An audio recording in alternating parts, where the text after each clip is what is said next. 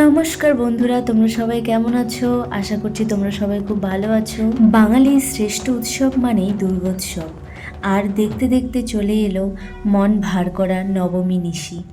এই সন্ধ্যেটি ফুরলেই মায়ের বিদায় নেওয়ার পালা। তাই শেষবারের মতো মাকে দেখতে চলে গেলাম। আর গিয়ে দেখি প্রচণ্ড ভিড়।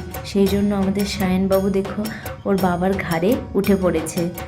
এতটাই ভিড় ছিল সেই মেলাতে, সেই জন্য তাড়াতাড়ি বেরিয়ে পড়লাম মেলা থেকে। বেরোতেই দেখি প্রচণ্ড বৃষ্টি শুরু হয়ে গেছে। মনে হচ্ছিল এটা শুধু বৃষ্টি না, মায়ের চোখের জল যেন ঝরে পড়ছে। মায়েরও খুব মন খারাপ, কারণ রাত পোহালেই তাকে আবার নিজের বাড়ি ফিরতে হবে। সারা বছর অপেক্ষার পর এই 5টি দিন কত তাড়াতাড়ি কেটে যায়। মনে হয় এই তো মা এলো, এখনই মা চলে যাবে। আর কিছুদিন যদি থাকতো তাহলে খুবই ভালো লাগতো। দেখো মায়ের মুখটা কত সুন্দর লাগছে। এইদিকে দেখো আমাদের সায়নবাবু এখানে আরাম করছে।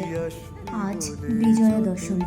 ভোর থেকেই যেন মন কেমনের পালা। মা বিদায় নেবেন আজ, কিন্তু এই বিদায় বেলাতেও যেন সবার মুখে হাসিটা থাকে। 4 দিনের আনন্দ হাসি শেষে মার চরণে সিঁদুর ছুঁয়ে বিদায় জানানোর এই প্রথা শুধু উৎসব নয়, এর পেছনে রয়েছে গভীর বিশ্বাস, হিন্দু নারীদের বিশ্বাস।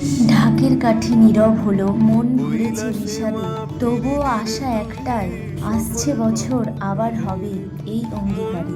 গুরুজনদের জানাই সশ্রদ্ধ প্রণাম, আর ছোটদের জন্য রইল অনেক অনেক স্নেহ ও ভালোবাসা। বন্ধুদের মধ্যে চলে প্রীতি ও শুভেচ্ছা বিনিময়ের পালা। সবার জীবন ভরে উঠুক আনন্দ ও আলোয়। সিঁদুর খেলা শেষ করে বেরোতেই হাতে দশমীর প্রসাদ পেয়ে গেলাম। খিচুড়ি, ঘন্ট, চাটনি আর পাঁপড় ভাজা। আমার তো খুবই প্রিয় একটি খাবার। এই প্রসাদটি আমার মতো তোমরা কে কে পছন্দ করো খেতে? আর প্রসাদ খাওয়ার পরে দারুণ একটি মজার ঘটনা ঘটে। এই যে আমাদের সায়নবাবু, ও আমাকে বলছে ওর সঙ্গে নাকি সিঁড়িতে আমাকে দৌড়তে হবে।